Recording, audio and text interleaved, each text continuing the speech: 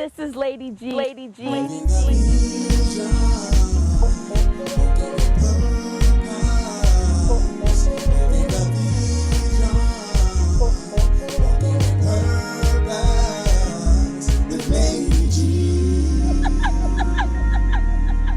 Hi, welcome to another edition of Living the Vision with Lady G. That's who I be. I'm your hostess with the mostest, and I am super excited. On this episode, we have one of my very good friends, Aaron Wright. He's a producer, playwright, director, and he is just all into the arts. He has his very own dinner theater, but the road to success has not always been easy. He talked about how he got up before he heard all instructions from God. He lost thousands of dollars because he was doing his way and not God's way. Listen, we are here to give you the tools that you need to live out God's vision for your life successfully, victoriously. And I'm telling you something, when you hear this man of God's story and what he's been through, his ups and his downs, the bumps in the road, it is going to encourage you and let you know that you too can stay faithful because God is faithful to you. He talked about how God has been faithful to him and the vision that God placed in his life. Listen, I'm not going to do all the talking. I want you to hear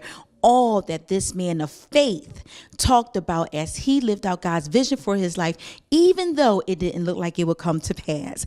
Also, you know that we have our visionary moment, and then I'll be back with our brag on God. Don't you touch that dial. Tell someone you're watching Living the Vision with Lady G. To some, it might be graphic, but if you look at the statistics or his Facebook status, see that my graphic, it's just average.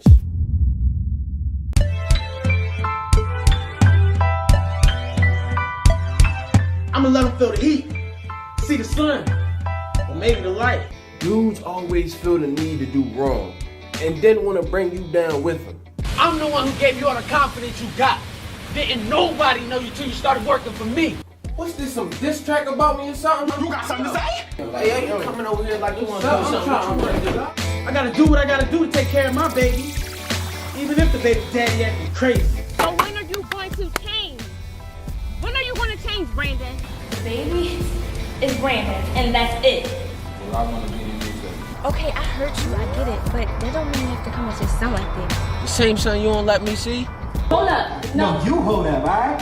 You was the one who smashed the homie in the first place. Innocence gone at the age of 10. I wish I knew what I know now, then.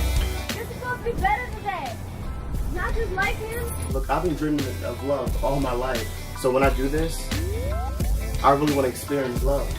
If only mine kept for just a day, then maybe I wouldn't need to be noticed by people who will. If she say something else, I'ma smack her. I ball, and you know I'm a rapper. Girl, I know you still love hip-hop. Don't tap the table unless you're trying to get tapped. So I heard you met my best friend. Yeah, I did. She almost met my fist. They were not mine.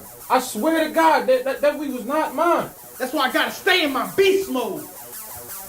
And I'm forced to live this life. Young, wild, and out of control. So, Aaron Wright, it is so exciting to have you here on Living the Vision with Lady G, because that's who I be. And I'm happy to be here. I'm glad you are. All right. So, you know, you and I, we're really, really good friends, but I thought that it would be very important for my viewers to hear from someone like you because you have a great story to share. The world needs to hear it, and I think they'll benefit and be blessed as they live out God's vision for their life. So, welcome on the show. Thank you. I appreciate it for seeing me that way. So thank you. Flattery gets you everywhere. It sure will, at least a little bit somewhere.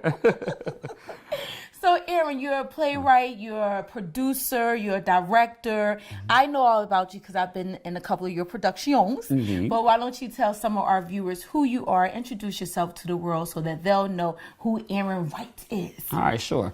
So I'm Aaron Wright. I'm a writer, director, producer of the Right Decision Entertainment Company.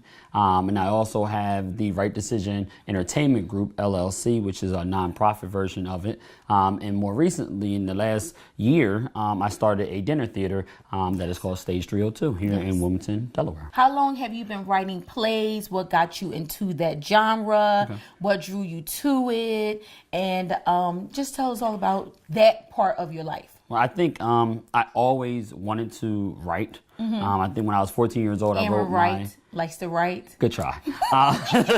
And so I always wanted to write. But when I was 14, as I was saying, I wrote my first book, if you will. And it was called Jealousy Takes Over. I don't know why it was called that. Okay? Right. I don't know what I was going through. But I wrote the book and I sent it to some publishers. It didn't go anywhere. Okay. And so at that point in my life, I didn't know how writing or a playwright or theater or any of that stuff made money in the way that I thought as a high school student I wanted to go to college, make money. Right. That was the goal. When I was in college, I was entered into a pageant, and the goal of the pageant, if you won, was that you had to put on a program for the campus. Okay. And so traditionally, most of the people who won this particular pageant, they would put on parties or do different seminars and that kind of thing. I wanted to do something different. Okay. And so I went back to my first fruits and I was like, man, here's an opportunity for me to put on a play. Okay. Let me put on a play. And whether it made money or not, it didn't matter. I just wanted to use the platform. Right. So I put on the first show. It was called You'll Never Understand My Praise. Okay. It sold out on campus twice. Oh, nice. And so from there, I brought it back home to Delaware. We sold out twice again. And so I was like, man, this thing actually does make money. Wow. It's possible. And so from that particular point, I started moving. I've done 6 actual full-length shows that have toured. And then now with my dinner theater, I've added an extra 4. So now I'm up to 10 productions. Oh, isn't that something? Look at you, sir. Okay, so you are telling us that it makes money. Yes. Okay, but when I met you, you were living by great faith, and you walked away from your 9-to-5 job as an educator. Yes. Not only to pursue your vision, but also take care of family responsibilities. So talk to my viewers about living out God's vision for your life. Like, when did you know?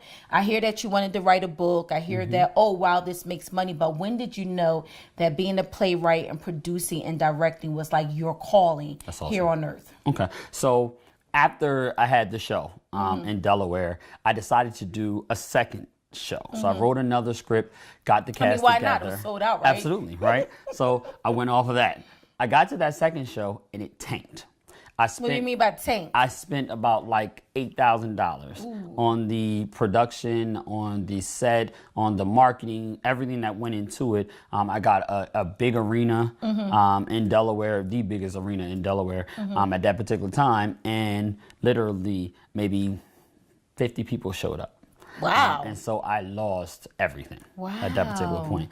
And so I stopped for a period of time, for about 2 years. Okay. I sought God. I started seeing other people do theater in a bigger way. And so I said, all right, well, let me see what is it that they're not doing so that I can be successful in that particular market. Okay. And I noticed that teenagers weren't being tapped into. Okay. And so I began writing teen stage plays. Okay. And so 2 plays later, and then a film, I kept going. But it wasn't back to that same status of that first show. Got you. I kept having success a little bit here, and then it would go really bad there, and then jump up back and forth, but it was nothing consistent. And so I then decided, after many people kept asking me, to move away from the teen concept a little bit, and when are you going to write an adult production? Right. And so that's when you met me Oh, that okay. particular point. So I decided, that so? it is. So that's when I stopped writing teens. At that same moment, both of my parents became gravely ill. Okay. So at that juncture, it was the teen concept wasn't working the way I thought it was going to. My parents were gravely ill. And then there were some just struggles in the education field where I was in my mid-20s. I just didn't quite know where I wanted to be and what I wanted to do. I knew my calling was education, and I knew arts was my other calling. I just didn't have that connector that was there. And so I stopped teaching. And I decided to take every resource I had and spend focusing on my parents. I did not have that full time job, that $60,000 job that I had. I went all the way far down as going on government assistance, becoming an aide for my parents, where I was only making $247 every 2 weeks to take care of them. I was living at home with them, but I still had a car payment. I still had some extra bills I had to take care of. Yeah, you still had the lifestyle of a right, of a $60,000, exactly. But I just didn't have the income. But I took everything I had, and when I talk about resources, when you don't have the money, the only other resource you have is your faith. Amen. And so that became my currency, and I started spending that. You like that? Yeah, I did. You notice I said it first, though, right? But that became my currency, and that's what I sold, and that's what I cashed in when I didn't have anything else. Now let me ask you this, because that was just so meaty, and it was a plethora, and I'm like, you're saying, oh, I'm gonna ask that. Oh, listen. You said one thing that I really want us to go back to, because I think a lot of times when people are pursuing God's vision for their life, it usually does not look the way that they expect it to look. You said that things weren't consistent. However, you were consistent. How did you remain consistent when things look so inconsistent in your life while you're pursuing God's vision? I think it's that faith. Right? The thing that I could draw on was the thing I knew best. When I grew up, I never missed a church service a day in my life. And so I drew back. Yeah, I'm a church boy, right, at heart. And so I drew back to that actual concept. And that was the only thing that was consistent that I could remember that always got me where I wanted to be. And so in the time when everything was going and shaking and was moving, and I didn't quite understand, God, this is not what you called me to do. I did understand, though, that it was the trusting in him in a way I had never trusted him before. I trust him for receiving things, but I never trusted in him to provide the things for me. I always just assumed it was supposed to come because I've been so faithful. But I got to see God and his faithfulness throughout the process. Ooh! Come on, Wally, tweet him. I'm gonna go back over this and tweet that. So, we were talking about faith being your currency at that time in your life. So when you put out the $8,000, which is, this worldly currency, and 50 people came, and it was a crushing blow. I know you said that you took 2 years off. Like, how did you process what you're supposed to be doing, knowing that God called you to this, but you like 50 people, $8,000 down the drain? How did you process that entire time? Like, what did the thoughts look like? What did the days look like? What were people telling you at that time? Here's the thing. It wasn't the biggest blow, right? So when you're on the path to get where God really has you going to, I think sometimes the enemy will put decoys in. But was that your biggest blow at that time? No, at that time, yes, that was a huge blow. But it wasn't the biggest blow on my road to my destiny. Got you. Right? So I had the first interruption, and that was that one. But I had at that time my backup, which was that full-time job. I still was able to bounce back. I continue moving forward. But when I left the full-time job, and all I had was the bare minimum at that particular point, I then still tried the bare minimum, which was government assistance, the 240 every absolutely 2 weeks. Right. I still was able to go and put another show on. Right. And this is when I was going a little bit more, still trying to work with the teen concept, and I hadn't totally exhausted it yet. And so I put on a show. I'll never forget. It was December the 10th, 2012. I put on another show. And I have rented out a school, and I was advertising with the school. I thought a lot of the kids would come to it. I just thought it was the right time, the right moment, and 10 people showed up. Wow. To it. And so that night, I remember driving on the road, and I remember pulling over and just having an extreme meltdown, one that I've never had before, and just feeling like, God, I know you want me to do something with this. Why is it not working for me? Simultaneously, I'm hearing the success of other people. Why is it that it's working for them? And yet I'm putting everything that I believe is the right thing into it, and I'm not getting that level of success. And so it was then that I was just like, I'm done with this, and now let me try something else. It was still something in me that didn't say you were done. Got you. Right? This just didn't work, but you are not done. That's good. And so I started again, and that's when I got to the adult concept, and I started with the play that you were blessed to be in, and I was blessed to have her. That's a true story. It was How to Keep a Man. Right. And again, How to Keep a Man, another concept. It started off very successful and things were going well, but I still personally was putting money into the project I just didn't have. Right. And exhausted myself out of it. And Yeah, so, because you had like set design. That was the first time I worked in the play that had a full-blown set, and you had great marketing, crew, and we were doing so many different things with it. marketing, lighting, sound, music. Absolutely. It was a full-blown production. Full-blown production, and so it was good for a while. But at that same time, You paid the cast. very well. True story. Yes, But you I think did. at the same time, though, that was when both of my parents passed away. So again, professionally, I think I was doing well, but then there was this other thing that just wasn't matching up, and that connecting was not happening. Right. I got maybe a year after my parents passed and a year after we stopped doing the show, and I had another one of these meltdowns. Right. Yeah. And this was on, interestingly, May the 10th, instead of December 10th, May the 10th, 2016. Okay. And it was a night I did something spiritually I had never done before. And I just heard God say, you're by yourself, you're quiet, I need you to lay before me. And I've heard people say it time and time again in church, to lay prostrate before the Lord, but I never quite felt I had to do that at any given moment. So I turned off everything, every cell phone, every radio, everything was off. And I remember laying on the floor, and I told God I was not getting up. Literally, until I heard from him. Right. Now, what I put before him, because I think that's important too. Sometimes we say we want a certain thing, but we never quite leave it to him. We don't write it out and share it with him. And so I told him that I wanted to get back in education, and I wanted to do something with my arts. I just didn't see how they went together or when they could all get done. Right. So I laid on the floor, and about an hour later, I kind of was like, after I cried it all out and I asked for forgiveness and I did all these wonderful things, I said, God, I'm still here. And I said I wouldn't get up until I heard from him. I didn't expect it to last so long.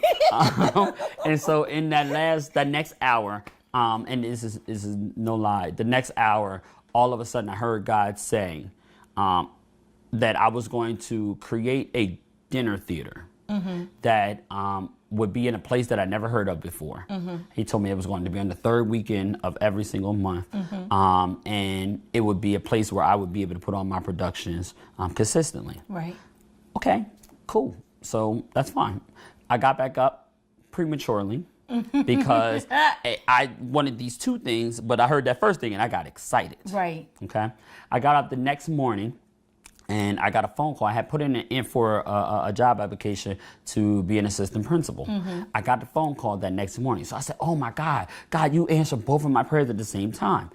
Long story short, I went through a depressing summer of not getting a job. There were 104 people applying for this one job. They only had 4 slots.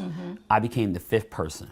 Wow. And so I didn't get the job. I mean, I went on 12 different interviews that summer, could not get the job. Right. But yet, the thing that God gave me that night when I was laying on the floor, he gave me the new concept of a dinner theater. Wait a second. Sure. Before we get into the dinner theater, let's talk about, because we walked through this with you, we meaning, me and others. Remember when you took us to this building and you had put all this money into this building because it was going to be a dinner theater, but you were going to make this. Talk about, I like how you said you got up prematurely. You got up prematurely and you took things back into your own hands. Talk about some of the blunders and the expensive mistakes you made before we get to this awesome dinner theater. So before I even lay down prostrate, 5 months before then, I was trying to put together a theater, but this theater wasn't necessary. It wasn't a dinner theater at this time. It was a theater. How did I forget? This is hilarious. I don't know, because I was looking at that building like, there was a theater that I wanted to just put on for performing arts, if you will, and I just wanted to have a bunch of people come in and to do all that. And so in the process of doing that, the owner and I just did not see eye to eye. There were a Right. lot of business things that just didn't take Right. off. And so it landed me in court and a couple of different little things. And so that's what got me It all to landed the you, point of doing it. So depleted with your funds again. yes, exactly. So I had thousands of dollars yet again that I put into a building that did not work out in the way that I thought it was going to work out. And so here I was again for the second time in a 10-year period at seeing why am I putting money into something and it Right. did not work out. Right. And so all of that led to me being on the floor Right. and doing it. I bet it did. But I think the greatest testimony is what came out of that situation. And what's that? Is the idea that I got the dinner theater because God told me that night, here's your dinner theater. Right. This is what you need to go do, and it has been successful. Right. But the premature part, and I think that's the part of people with living the vision, I think that's the most important piece, is that when God gives you a vision, Right. go with that vision. Right. Not with the other vision. The key idea is you're supposed to live the vision. What's the other vision? The other vision was for me to go back into education. He didn't give it to me yet. Right. He had simply told me do the theater, and even though I wanted to do the other piece, it wasn't his time yet. Yes, And yes. so he had That's why he gotten kept closing the all theater the going. doors in your face. Absolutely, because it However, wasn't the time yet. the posture and the answer that you received about Was the dinner what he theater wanted me to do right was then. working. Gotcha. Yes, that was working phenomenally, and it still is working. And then once that got moving, he shared with me again the process of going back into education, and now that's why I'm back in education now. So that is a lot. I was with you. It was a lot, but you maintained your faith through it all. You knew this is something that God called you to do. One thing that I do hear in your story is that you knew it was what he called you to do, but at times, in that moment, you did it your way and not necessarily his way. Absolutely. Talk to some of our viewers about although it may take more time, you might think it takes more time to do it his way. Talk about the benefit, because you've lost thousands of dollars, you've lost time. I know how much you put into your grind, because people get caught up in the hustle. Absolutely. Get caught up in the hustle and I'm grinding and, it sounds pretty and it sounds cute that, I'm working, I'm doing this, I'm doing that, I'm meeting, blah, blah, blah. But you're busy doing nothing. Absolutely. Or Absolutely. you're so busy calling yourself helping God with the vision he gave you. Right. Talk to some of our viewers who might be in that hustle, in that grind, and how you can get caught up in that euphoria, Absolutely. but you're not doing what he absolutely called you to do. Absolutely. And I think you hit on it directly. The idea that you're hustling and you're bustling, but that does not mean you're in faith. Right? That's the first thing. The second thing is, in all things, God wants you to get understanding and wisdom. That's good. Your hustle and your bustle is only preparing you for in due season. That's when you're supposed to be given what you're being done. So all of the thousands of dollars that I've lost, or the thousands of dollars that I put into something, it was part of the hustle and bustle. Thank God, all of that hustle and bustle, I can now stand here and say, I have gained so much wisdom. How about he restored in that it thing? all? Come Absolutely. on. We're not gonna talk about that. But I will say, having the dinner theater and having, my assistant principal job, I think those together, it's funny. We talk about how he restores. In 3-6 months period of time, I didn't lose anything from that first show because Right. it came back already. Right. And I'm in the process of getting back everything, Right. that what people would think the enemy took away, he didn't take away. Everything God prepares you for. Never look at it in the negative. Always see what God is doing in faith. Right. And I think, though the vision tearing, as the Bible says, the reality is God will do it in perfected time, because I think sometimes it's not just in due season, right? There's a perfect time Amen. for it. Amen. Because now I don't have the level of distraction that I once had. Right. I don't have the noise and the interruptions that were there before. Right. Now I just have God's perfected will, and it's moving the way it's supposed to be. And he was waiting in the midst of Yes. me knowing your story and our viewers hearing your story now, waiting for you to slow down enough. Yes. To prostrate yourself. So it's like, okay, you ready to listen? And I think hearing from him each step of the way is important, don't you? Absolutely. Yep, it's called true relationship. Right. It's true relationship. Good, Because good, sometimes you good. got to just be quiet enough to hear. True story. So, the dinner theater. Yes. Okay, so that was not on your mind. No. We know that completely came Never from thought God. about it. Tell us about the dinner theater because your shows are selling out left and right. They are, I enjoy them. And Thank I'm you. one of your harshest critics. Yes, you are. I don't play That's with okay. them. So tell us about the dinner theater, the name of it, the concept, where it's located, how many shows you put on a year. Come on, brother, Okay, talk I'm to ready. us. You go. Y'all ready? Okay. Stage 302. It's a dinner theater experience. It takes place at the Center for the Creative Arts. It's 410 Upper Snuff Mill Road. It is in Hockessin, Delaware. The dinner theater has shows. We were going every third weekend, which we still are, but in the next year, 2018, we're going to start picking up 2 weekends a month. The website and information to get it is www.stage302.com. You'll get all the information. People always wonder what kind of food you have at the dinner theater. Soul food. And some pasta. We're going to switch it up. Oh, okay, We're going to some Italian nice and that kind of thing. That chicken was good, y'all. Yes, it is. But nonetheless, so Stage 302, it's an awesome Mashed potatoes and experience. gravy. She's hungry. It's a great experience, though. It's candlelight. It's the perfect date night. It's the perfect girls' night out. It's just an awesome experience, and it's different, right? I think a lot of times we don't merge the two together. It's a perfect opportunity for you to come see a show and not have to worry about what are you going to eat before, what are you going to eat after. You can do it all in one setting and just come and have an awesome time, awesome experience. And I mean, I thank God because this is the perfect time. I talked about the perfect season, and I think this is where we are in society of merging these two concepts together. And so I'm ready for it. Absolutely, because when, as you said, people will, where are we going to eat before? Where are we going to go eat after? And I've been there, been hostess for you for a couple of shows, and people are excited. The energy at Stage 302 Dinner Theater is absolutely exciting. So I am very, very proud of you. As I said, I wanted to bring you on because I thought your story was rich. Because I've seen you walk through some of this story, but, wanted to hear more of the backstory. Just basically for people not to give up. Do not give up on the vision that God has put into your life, put into your hands. He trusts you. You just have to follow his will and not hearing his vision and then adding to it. Absolutely. So I think that's what you gave so many nuggets, but I've definitely heard that in your story. So we appreciate you. People can find you on social media. Tell my people where they can find you quickly. No problem. You can find me on social media, Facebook, at multiple different places. You can do Aaron Wright, or you can search more specifically at The Right Decision Production, or at Stage 302, a dinner theater experience. And just real quickly, I'll do a quick plug for him. If you are you looking for new actors and Always actors? looking for actors. Yeah, absolutely. Listen, guys, this is the deal. It's not that chitlin and chicken fingers, and y'all know, absolutely. Some of the things it's full we've done. menu. Yes. Full menu. So, thank you.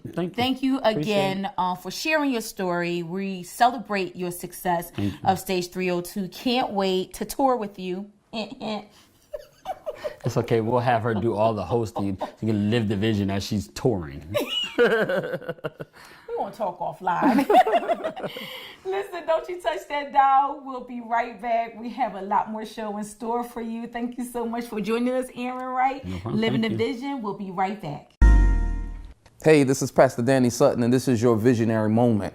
Often, whenever we want to find out something that can really help us along in our way, I often refer people to the history of the children of Israel. Their life, the things they experienced, what they endured, can always point you towards what you can perform and you can see happen in your own life. One thing in particular that happened with them that I think deserves our attention is while they were on their way to the promised land, they had just come through the passing of the Red Sea. They were getting ready to go in through the wilderness. They thought that they were going to go directly to the promised land. Here's what happened. The Lord took them a different route. The word says that instead of taking them directly to the promised land, he would lead them the long way, roundabout way through the wilderness or through the desert in order to get to that destination. I think it's encouraging for us because the Lord knew that if he took them directly there, if adversity or trial would have come, they would have turned around and went back. So he took them the long way in order to get them ready for what was ready for them. It might be that the things that you desire to happen quickly are not happening as fast as you want, just because the Lord is getting you ready. He's not getting your promise ready. He's getting you ready. And once you're ready, you'll be ready for your promise. Don't get discouraged. Don't be dismayed. God is setting you up for something major. This has been your visionary moment. I hope you got the word. I know that you all enjoyed that episode. I'm sure you can see how much fun Aaron and I had during the interview. He just makes me laugh. And I really, really, really know that you were able to take away some nuggets that he shared that will encourage you to keep moving, even though it may not look like God is moving in your life. Right now, we have our brag on God. It comes from one of our viewers. She was saying how she wanted to go and take real estate courses. So they cost a couple of $100s. And at this time, she didn't have a couple of $100s, but you know who did? The Lord. He touched someone's heart and they went ahead and paid for her course in full. Listen, when God gives you a vision, he finances that thing, my people. I'm so happy for her. God paid it off and she is just going to her courses, blessing God and telling everyone what God has done for her. If you have a brag on God, remember, reach out to us on social media. We'll brag to the world of what God has done in your life. Until next time, I'm sending you love, light, and of course, giggles.